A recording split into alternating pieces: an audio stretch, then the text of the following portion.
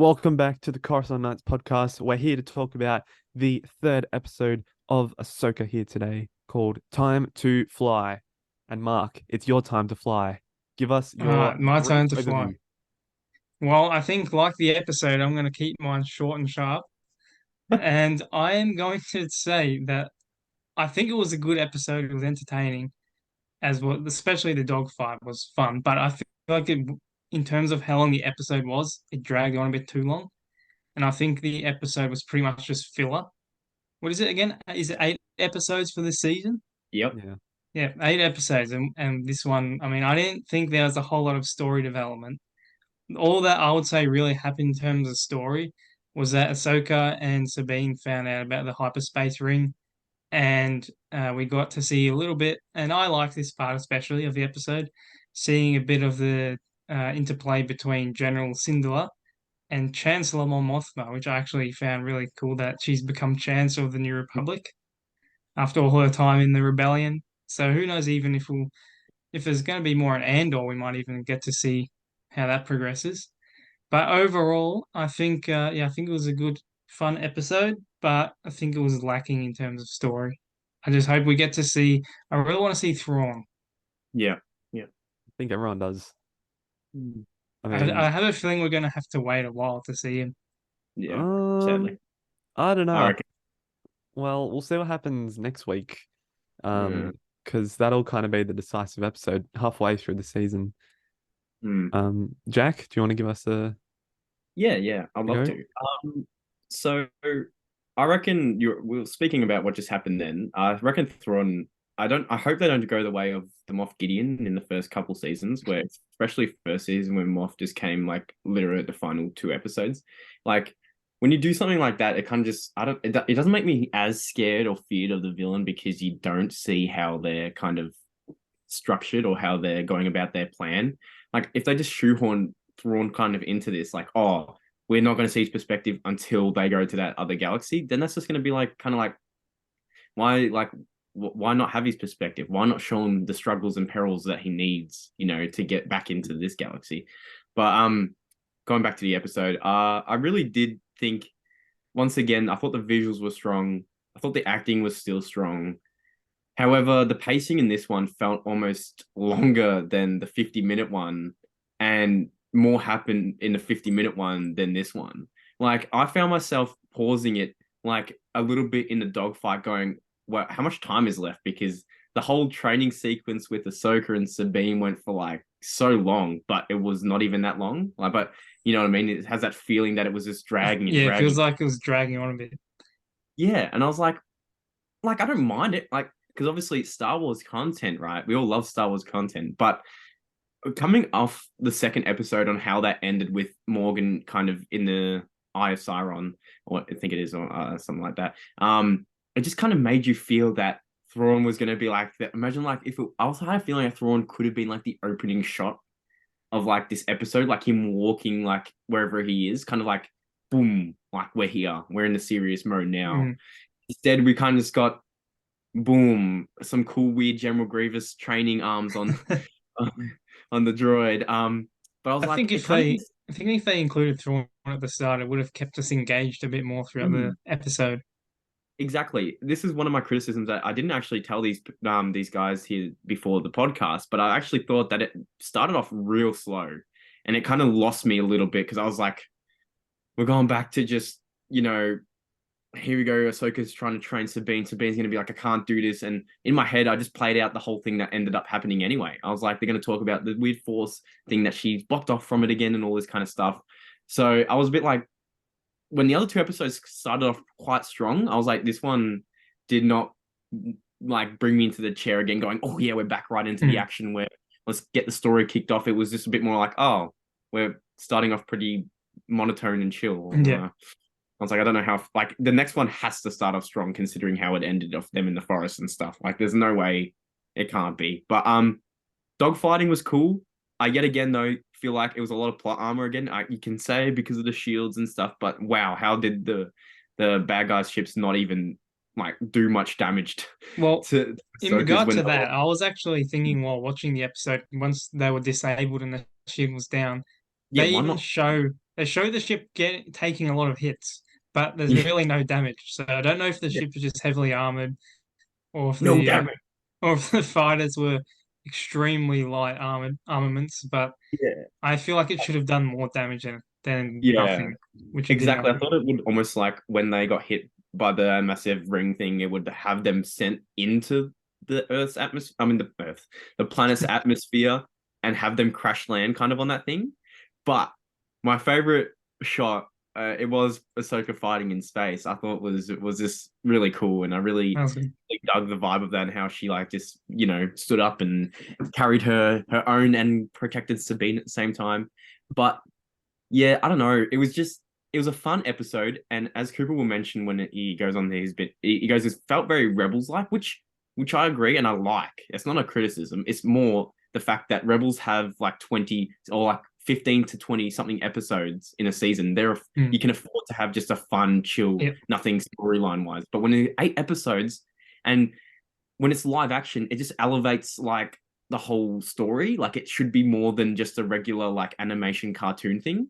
So that's why my rating you'll see when this comes out too. It's just I don't know. It was just a bit lackluster for me, which kind of I'm not hating on the episode. I just think it should have been a lot better in terms of Yep. storytelling wise. Which I I think completely agree. yeah. So Cooper, it'd be interesting to see your perspective of this. Okay. Well, before I even get into my things, I just want to make a couple comments on what you said, Jack, because a couple of things Yeah. have caught my attention. First thing, you said that next episode has to start strong. I agree, and based off of trailer footage, it seems like we will be with Mhm. a couple of lightsaber fights in the forest, which would be cool.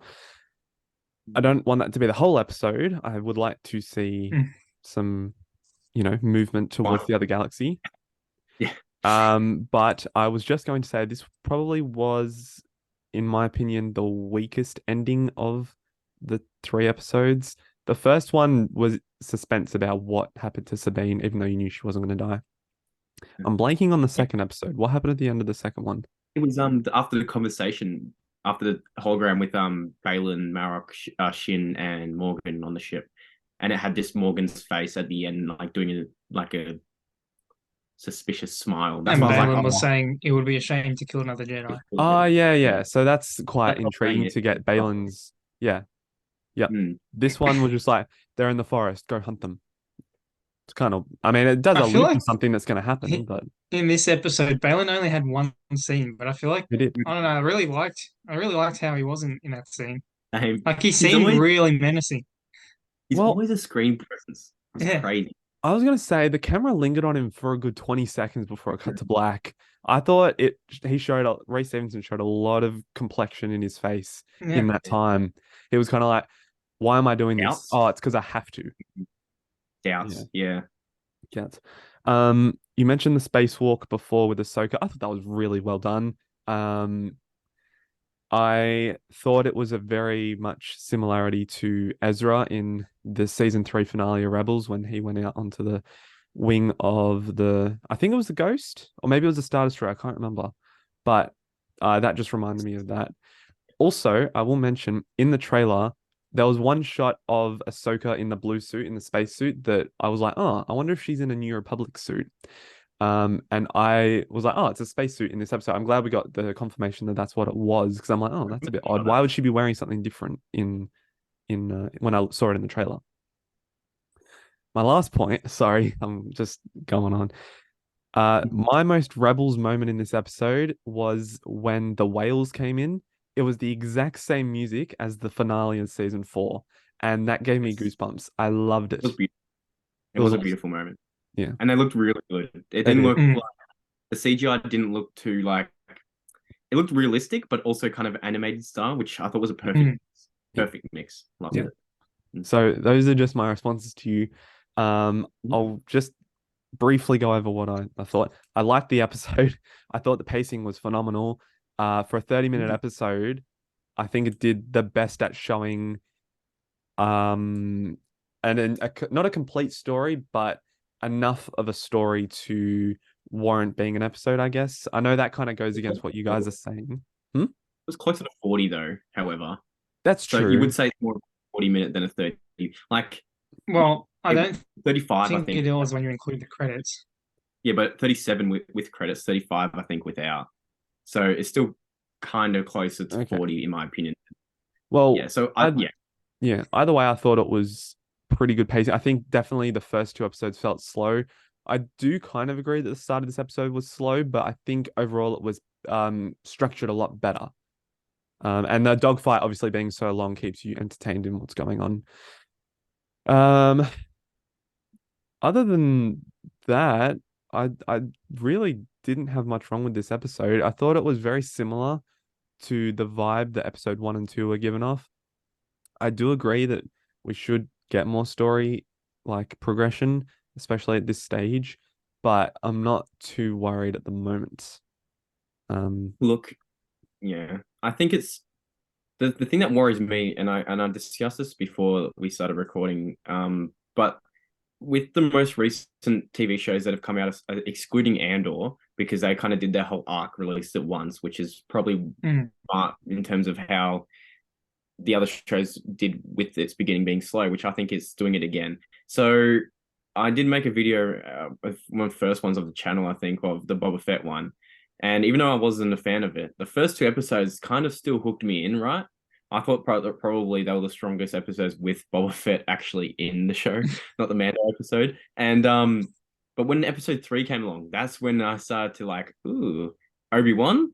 The first two, actually, no, Obi-Wan was different. The first two I didn't like at all, and the third one wasn't great either. So that was still already down one. But now Ahsoka's third one's kind of got me on the worried side, you can say. You just know, just like yeah, go just for quickly, it. I was gonna say Obi-Wan episode three was good because that was the one where Darth Vader like choked out all of the villagers. Was that? I think that was No, that was four. three. That was Three, three. no, three was the one where he went to the planet to get Leia, and the Inquisitor and Reva stabbed what's it called? Because Reva tells That was Obi-Wan two. that Darth's alive. Nope. Two is still on the Tatooine, isn't it? I think it was. I think the end of Hmm. 3 had Darth stowed in the back to tank. Anyway, Okay, even yeah, if it sorry, is sorry. if it is that one that you're thinking about, Cooper, that was a pretty cool scene. However, in my head anyway, the first 3 wasn't that strong. And with Ahsoka, after the first 2 that we got last week, I was pretty high hopes. I was like, oh, Mm. feels like it's on the right track. Then this one came in. It's not that it was bad. It was more that it's doing the thing where it's like it's dragging out a simple here to here story, and I'm just like, why? Like, why? I need to know the rest of Yeah. the show, obviously If they understand, but kept if they kept the 40 odd minute episode like they did with 1 and 2, I reckon this mm, whole episode could have been done in about 10 minutes of the episode, exactly. maybe 15 if you include the other little bits like with the Chancellor and Senators and the Mm, Jedi training. But I I think was gonna say the like, dogfighting bit and when they go to the planet, I feel like that could have been a quarter of a 40-minute length episode. yeah, it was cool to see the dog fighting and stuff, but It's cool. it's almost like they just were like, yeah, we want an episode with just space dogfight, and I was like, well, I don't know if anyone really wants to have just that. You know what I mean? I think more people would want a well written, progression with plot. Like, I'm not saying shows and movies are defined by their plot, but like when you come to an episodic form of this kind of thing, you want like well thought out structure to each episode. Like if because you want to be able to watch it on its own and still enjoy it, but also know that there's a next step to it. With this one here on Mm. its own, it's almost like if I watch these 3 all together, I would be like, wow, this is taking a long time just for something so simple. You know what I mean? Like I was like, when are we going to actually get to the actual plot? Because this is not the Eye of Sauron is not the plot. This is the thing that gets you to the plot. You know Yes, what I mean? exactly, So exactly. it's like this is not the momentous part of the season. Where's the other galaxy? We Like I we wasn't didn't yeah, we didn't even see any development in my opinion at least towards even getting getting built. to or coming from another galaxy. Yeah. And same with I mean it's related, but Thrawn and Ezra, haven't heard anything about those two, and they're obviously what the plot is about. Mm. So, if we're already almost halfway through the season and we've really had no movement on that front. Yeah, I was gonna say like with Andor, right? It was a very you would like to say it's a heavily dialogue focused show, right? However, each episode almost and each I know there was separate arcs within those episodes, but at least it led you to it kept feeling like you were getting to an end point.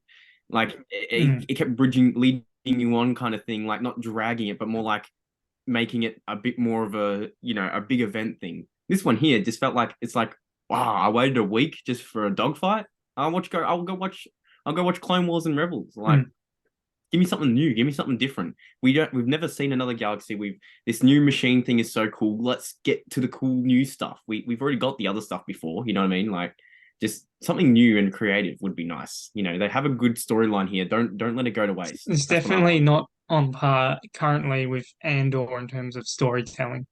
Yeah. That's what I think is a bit, yeah. And we've had Andor level storytelling with the action and the characters like we know from Rebels. It would be almost, that's what I'm saying. I think there's just such a great opportunity for this show to excel in so many different ways. And that's why I think we want it to be as best as it can be. You know what I mean? Yeah, definitely. So yeah, I think that's being more critical over not hating on it, but just a bit more critical and wanting it to be good, because we really do want it to be good. We love Ahsoka. So we want it to succeed. The Rebels. And Rebels. We love the characters. Yeah. I think that's the overall gist. There was a moment that I want to see if you guys picked up on. It was as the ship went. No. It was before that. During the dogfight towards the start, Ahsoka tells Sabine to go down to the cannon, which she does. And then Ahsoka's trying to control what's happening. But then there's like this very almost long pause and a little musical chime. And then Ahsoka's like, I'll wait on your lead, or I'll let you tell me what you need to do. I thought that was a really good character moment for Ahsoka. No, what were you saying? Was that when told her, was that the thing where she told her to like flip the ship on her command thing? So she could get a better angle? Kind of, but it was that bit? It was more like the bit when she said dive. Yeah, just before. Yeah, it was that. Yeah. So there was just that moment where it was like that trust that I think might have been lacking in their original master apprentice relationship. I thought that was very much important for Ahsoka's development. The fact that she's willing to trust Sabine, that she's seeing this development in her character, in Sabine's character, and her training and her commitment, that Ahsoka's willing to go, yep, all right, I trust you completely. You tell me what you need me to do. I thought that was really clever and good dialogue. Yeah. I just realized something when you were mentioning this. You know when this came to my mind? It's almost like Ahsoka right now is like a Force-sensitive Mandalorian and Grogu is Sabine. Why are we having like Mandalorians trying to become Jedis? Like obviously Grogu has a Force, but like why do we need? It's almost like another one of these mentor figure, younger person that's in training for something. You know what I mean? Like I just realized that now that I think of it, Sabine is so unique without having to be or have to use the Force or tap into it. We haven't even explored like why isn't Ahsoka being like, look, you're not Force sensitive, but you're a Mandalorian and you've got the armor, you have the tools, you have the brain, you have you know what I mean? Use all this and you can become a Jedi Mandalorian, but who doesn't, utilize the Force. She has to rely on other abilities and stuff. Like, what? That'd be more creative and true to Sabine's character than trying to just force upon like another Jedi. Like, yeah, I don't agree with that. I don't agree with the way they're going with Sabine, and it's kind of annoying me a little bit. Like, it's like Ahsoka wouldn't do this normally. Like, I don't know. Okay, it's a bit interesting. Yeah, I thought, I think I agree with you on that. We've already gotten it. Yeah. I don't think she's really Force sensitive. And I agree that it's almost like not only the writers, but even Ahsoka as a character are trying to force her, pardon the pun, into using the Force. Yeah, literally. It's like, and they're just saying, well, everybody has the Force, but you just need to train your skill to use it. Yeah, so I was like, well, shouldn't there be more Force users in the galaxy? Like, you can't tell me that. I feel like it kind of diminishes what a Force-sensitive person is.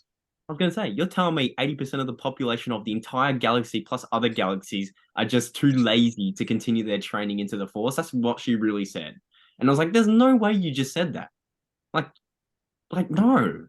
We all know that the Force is a living thing that's in all of us, but it's not something you can just, right now I'm going to tap into it. I'm going to utilize it because I want to train for this. Like, other people would have done the same. There's no way you're telling me that like we don't have everyone being almost a Force user. You would Mm. have more than half if that was the case for that. So I was like, well, I don't know about that one, Dave. Look, I think at the end of the day, Sabine is a product of Dave Filoni.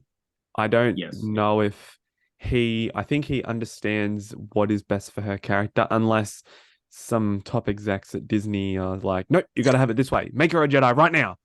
So Yeah. Mm. unless that did happen, I think I Dave, wouldn't be surprised.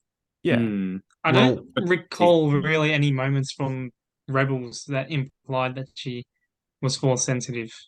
There might Aside have from been there might have yeah, been a few minor points, but I don't think overall the that there dark was. the dark saber episode when Kanan's training her to use a dark saber, Hera over the comm goes, blah blah blah, and Kanan's like, she's blocked off from the Force. I just, I can't get through to her and get her to, you know, use it and all this kind of stuff. So I was kind of saying that, oh, she has it, but she's just not using it. You know what I Mm. mean? Well, I'm like, "Ah." So I'm like, mm, people haven't watched Rebels or people forgot about that instance. They're gonna be like, oh, they're just forcing another thing. I'm not saying that it was never implied beforehand. I just didn't want it to go that route because I thought she was really good on it, like as her own Yeah, character, not a I Jedi. agree with that. Mm. um, I think, do you guys want to say anything else? Because I want to bring up something quickly. Well, not quickly, but to I focus might on. make a mention that last week in the episode I mentioned I wonder if Hera and Kanan's son will appear, Oh, yeah. and he did for about 10 seconds. So that's interesting. It'll be interesting to see if any further development comes off that, or if it's just kind of a cameo. I want to Did, be a Jedi. did you guys notice that it must have been the makeup team, they covered his ears with his hair? So Yeah, not yeah, as if not to show Mm. the long prosthetic ears. Thought that hmm was interesting. interesting. Yeah, Mm. Um, Mark, are you all good? I think that's Okay. all I had to mention. Yeah. All right. Now you touched on this earlier, but I want to chat about it a bit more in depth. Hera and Mon Mothma. I thought this was a Mm. really interesting scene that shows the dynamic. And I know I talk about this every week, saying that, this show does really well at showing the state of the New Republic. But I think even down to the fact that the senators, the people closest to the Chancellor, are just so ignorant and corrupt is Yeah. just the perfect representation for this New Republic and its flaws. And it's There's as if nothing has changed. exactly, It's kind of exactly. annoying. Kind of annoying almost to watch though in a way because it's Well, it's like it's so frustrating to poor. watch. I Yeah, I'm know. like, surely Mon, if she's a chancellor, surely we've already seen how good she is in Andor, having to lay low. Surely she would have this structured to the T, unless what they're trying to insinuate here is that a lot of the people, even on the political aspect of it, are maybe still imperial orientated, I but they think say I that, think that's what they alluded to. And in regards yeah, to you guys saying it's frustrating, I think it's purposefully made to be frustrating. I think that's Yes. what you guys were trying to say, Yeah. wasn't it? yeah, Yeah. yeah. Yeah. It's just almost like though, like with all these smart people that are on it that we know of, wouldn't that almost contradict how they fall? But then we can say how the Jedi were blinded even in there, and they're like, super smart and all this Because kind of stuff. the thing is, I mean, we've got to assume these senators are elected by the people of their planets. So these planets, the people could still be in support of the Empire. That's why they could have Imperial loyalists, Mm-hmm. or they could be just voting in, a famous war hero or something, even a celebrity. The celebrity, So they may not even be loyal to the New Republic necessarily. yeah, exactly like that. He's probably a celebrity to do that. Hera absolutely roast. Yeah, Yeah. that's what I was thinking as well. Yeah. That was one of my favorite scenes of the Actually, episode. second is close to the Ahsoka on the ship in my opinion. I'm glad you guys mentioned that too before we started recording because I was like, I hope other people picked that up because I was like, yeah, that was a cold line from Hera and she did that so well. Okay. That was Yeah. most Hera acting I think that she's I agree. right Yeah, now. Yeah. Like snappy response. I was thinking this is Hera. Yeah, Mm, this is Hera. mm. I Did you liked, fight in the war, Senator? yeah, yeah. That was a great line. I quite like the Savage. line, Yeah. long live the Empire doesn't seem very loyal. Yeah. She's saying Mm. to that bastard of a man. I can't remember his name. And also find it interesting that one of Hera's generals or command people warns her about his presence in the meeting before she Yeah, goes in. So there's some yeah, history there. I So can't say I picked up on that actually, so that's yeah. He interesting. did, and that's why he goes, "Oh, that went well." Like as always, every yeah, conversation. I just thought that was really interesting and great dialogue. So I think, the writers, can't remember who wrote this episode, but I give them a lot of credit for these little one-liners that just have so much meaning and impact behind them. Uh, I don't know. I don't think this is too much of a stretch, but I would go as far as saying that that scene in that room with the holograms, the writing was on par with Andor Yep, writing. I was waiting for you. You know why? The Mon Mothma effect. Probably is, yeah, that's probably why. It felt, But I don't even mean like it connects to Andor. I'm just saying the quality of the writing was that good, I, I think. yeah, I think honestly that could be ripped out from Andor, and you wouldn't even know if you didn't know the Mm. characters from that time period. You could do it, yeah, from the other perspective. We could Yeah. see Chancellor Mon Mothma chatting to General Singular out in space. Hmm. I thought it was a well structured thing, and also I thought it was interesting that Steph Green. This is the second one in a row, isn't it? yeah. Direction. Yeah, interesting. I don't know. Like, I don't think when because it is said that Dave wrote the whole thing, wasn't it? Right. So this is my thing. This is another thing I want to bring up with you guys is does the director have that much influence when the thing's already pre-written? You know what I mean? Like not like the other Mandalorian show where it was like each one was written and kind of directed by that singular person in the larger establishment of it. Like, does Steph Green have a lot of kind of leeway, or is it more that she has to go through these things, but she can do it in a visual way that she wants? Yeah, Well, that's I what I think reckon. she probably has consultation with the writers, and I'm sure that throughout shooting, they probably speak with each other and think, oh, how can we change this scene? Or how can we do it to match what I think it should be? Yeah. Um, but yes, in terms of writing and the dialogue, definitely there's probably not a lot of room for movement. But in terms of Mm, how the lines are delivered, and I guess that's why screenwriting is such an important job because you've got yeah. to Mm, capture what a show slash movie is going to look like without and painting a picture. feel, You got to just Mhm. describe it to the best of your ability. So yeah. yeah, I give It, writers a it's lot of credit. it's difficult, and that's why with everything going on in the world currently Yeah. right now, like they deserve the most because without the writers, we wouldn't have any of these shows or anything. So you have to give credit where credit's due. I just So thought, let's let yeah, Kathleen Kennedy just write a show and see it absolutely flop. yeah. See how that goes, Kathleen. Yeah, but Uh, pay the people. That's it. Um, So funny. I think it was you, Mark, that said it. There was a point about Mon Mothma. Um, I thought it's almost like a foil to her Andor self. In Andor, she's laying very low. She doesn't have, well, mm. she doesn't really have a lot of power. She's kind of like digging around trying to get finances and partnerships and stuff. And I think it's interesting that she feels so much more of a threat and in control in that scenario. But when she has the power, she has the Mm. allies, she has the resources, she's kind of a bit powerless, it wasn't It her does seem like that. decision. It wasn't her decision Yeah. to not send the fleet. It was the Mm. decision of the council. She can't control Bit that. of a paradox, I was isn't it? gonna say it's almost like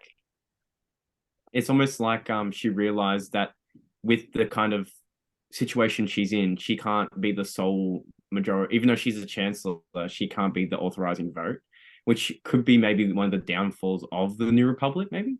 They don't listen to the actual people in command and just try to, community vote kind of thing, even though it's like not right. Because she was the only one that essentially reacted the most serious to the threat of Thrawn. She understood the Like threat of Thrawn the others coming kind back. of just brushed off like it was another kind of general. Yeah, definitely. I Exactly, actually exactly. I think it's quite interesting. You got to think about just the general citizen in this time period who's like living from the end of the Empire to the start of the First Order. They've had probably three of the worst galactic governments of the history of the galaxy. The Empire was, I mean, the Empire can kind of been viewed as If you were kind on of their in side, control. They ruled Yeah, for a long time. The New Republic were just was shambles from the start, and then the First really Order was just ruled with such an iron grip that it was just impossible to do anything. So anything. But yeah, don't forget, you can go even further back and have the original Republic. I don't think they were as iron grip. I think you. No, but I'm just saying they could have lived through all four of those Oh periods of yeah, yeah, government, yeah, Ahsoka. and they may have they may have thought the Republic was so corrupt, and Mm, could it just depends on their viewpoint, really. think mm. of it analytically speaking. Mark, you would probably like to answer this one. I'd like to see your opinion on this one. Um, if you're not taking a side, obviously we probably would side with the Republic in terms of good versus bad.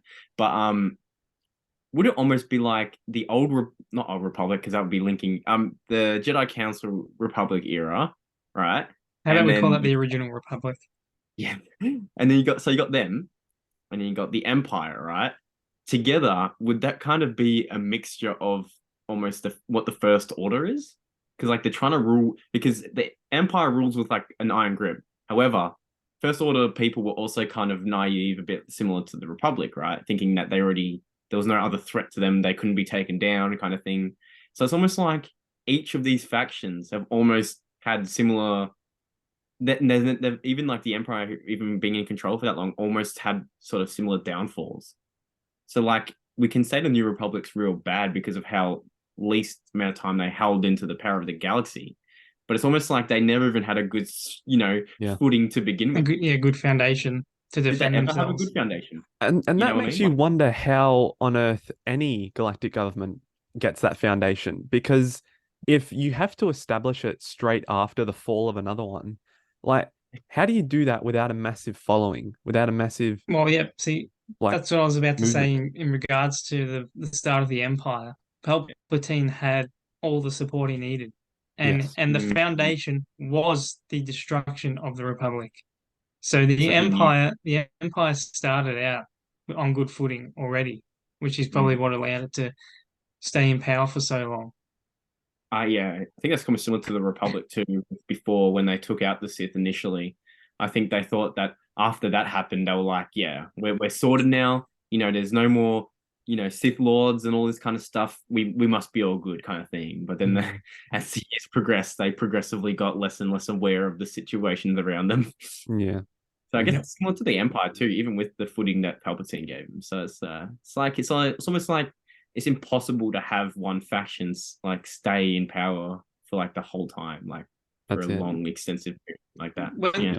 if I may say, when you were referring to the end and beginnings of these new forms of governances, it kind of, and I don't want to have to do this every episode, but I think I'm going to have to go again with the poor writing of the sequel films Ah, because I viewed I have viewed the First Order as such a fringe group right on the edge of the galaxy who are like all they really have is a strong military Yeah. force.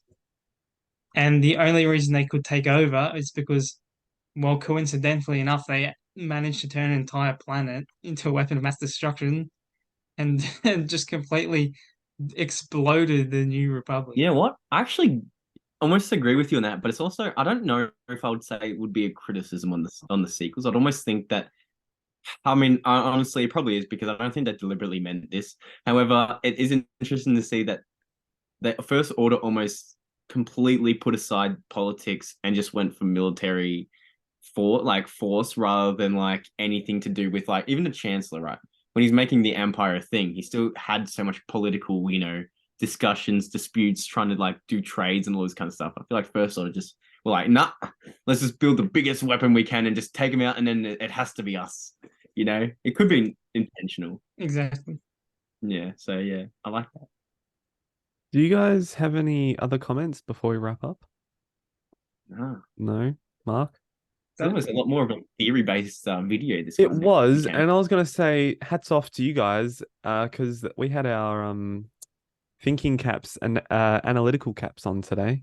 We did Yes, some it was. good I would say it was theorying. quite an analytical, Yeah. quite an Hmm. analytical episode. Yeah. So I think in terms of what we all kind of want next week, we need to probably switch galaxies next week. At least get a Thrawn What cameo. what I want is to see if we do that, see the other galaxy. I would only want to see it for a short period of time, Don't yeah maybe a couple yeah minutes, tease it. because I wouldn't want the whole episode to be there. Yeah, yeah. Okay. That's Maybe I just a agree. little taste Well, of, you know, what are Thrawn and Ezra up to. I would be happy if they did like they half the episode almost like the first half was Ahsoka trying to stop the map from getting like take away the map from them before they teleport to the thing. However, Balin gets it back up to the thing that the rings finish. They teleport. Second half of the thing, we get that, and it kind of leaves you hanging for the next one, being like, oh, the bad guys have Mm. gotten the drawn. What's going Well, to happen next? oh, actually, I was about to say the thing about that is then how would Ahsoka and Sabine get there? But then I remembered maybe they can use the whale creatures. Yep. Mm-hmm. Could be sick. Could be cool. Yeah. A lot of theorizing. I love it. Well, it's a dangerous game, isn't But it? I don't want to be pessimistic, but I don't think we'll be getting any if or much if any of that I don't next think any week. Thrawn. I will say my percentage for Thrawn coming, I reckon, is about like 15 to 20%. I don't Well, think there's that's any even chance. higher than I would think. Yeah, I don't think there's much. I don't think there's much. Okay. Well, we'll find out next week. Well, Thanks for checking out our. It's more of an analysis today rather than a breakdown. I Mm. think it's good to have these sort of discussions. Just a reminder, we do have social media. We post pretty much every week on Instagram and TikTok and Facebook. So go check out those all under Coruscant Knights. You can find them via our YouTube channel banner. We're also doing the finale of the poster tournament. That is happening right now. So go vote. We'll give it a couple days before we announce the winner, just to try and get as many votes as we can. But that's been really interesting to see unfold, and we're excited to reveal the winner to you. Not that we can really give out any sort of, prize or Right. anything because it's a poster, but we Poster? can give it an acknowledgement. Yeah. So yeah, go vote. That'll close in a couple days, I guess. Patreon, go support us. Thanks to Ben and Akita again for their support. Link is via Instagram bio. And I think I've nailed everything. I don't come in Mm. with a structure every week. I just kind of freehanded. But yeah, is that it? Everyone said what they wanted to say? Cool. All right. and that's it. Yeah. Yep. Thanks for joining us Thanks for again, and listening. we will catch you next week with episode 4. See you later, Bye. everyone. Bye.